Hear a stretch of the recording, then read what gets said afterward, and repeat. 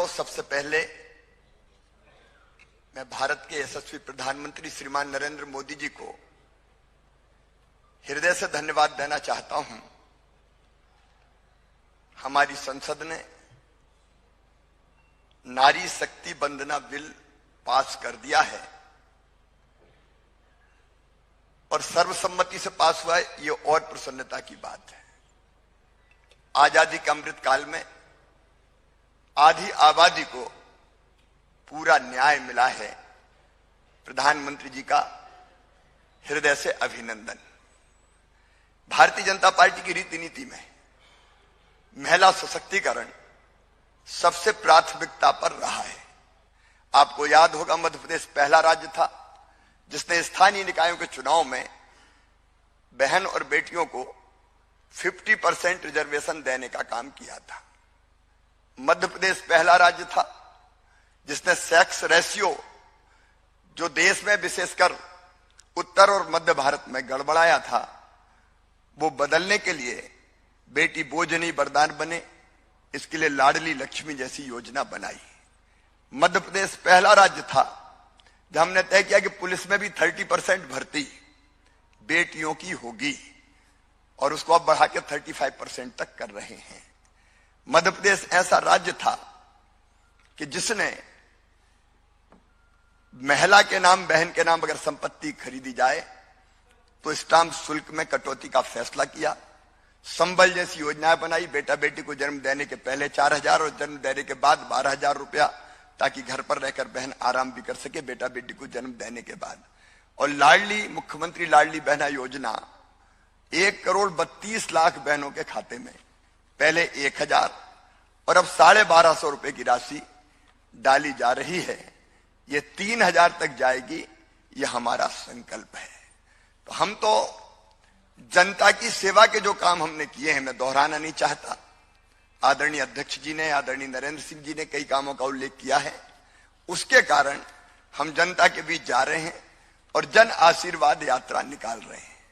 जन आशीर्वाद यात्रा को अभूतपूर्व सफलता मिली है।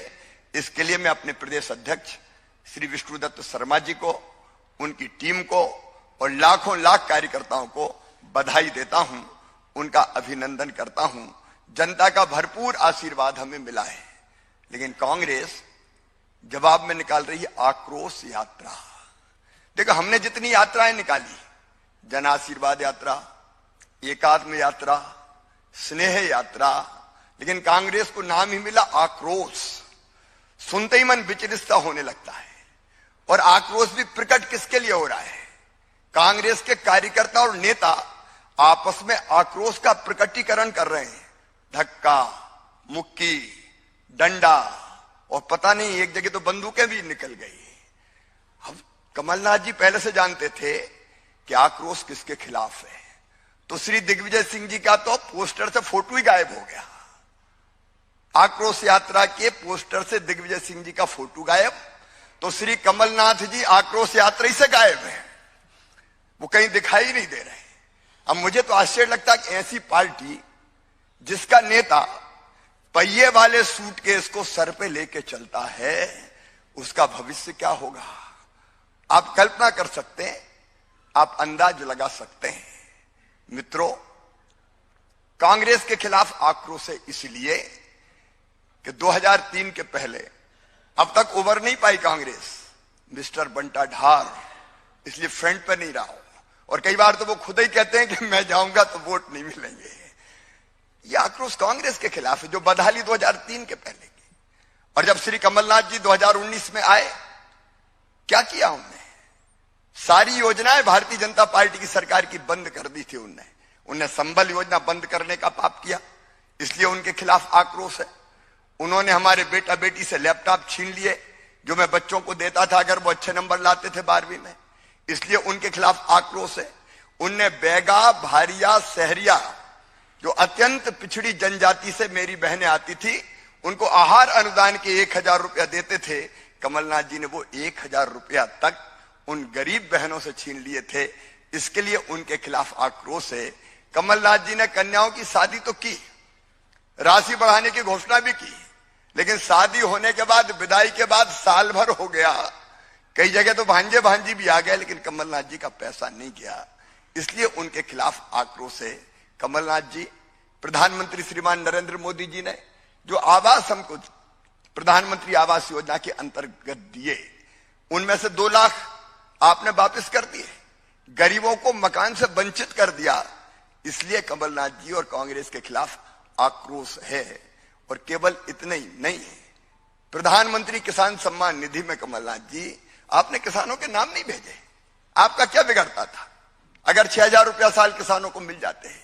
मैं जब फिर से मुख्यमंत्री बना तब हमने 82 लाख नाम भेजे उन किसानों को। अब किसान सम्मान निधि मिल रही है। जल जीवन मिशन कमलनाथ जी आपने क्यों नहीं शुरू किया?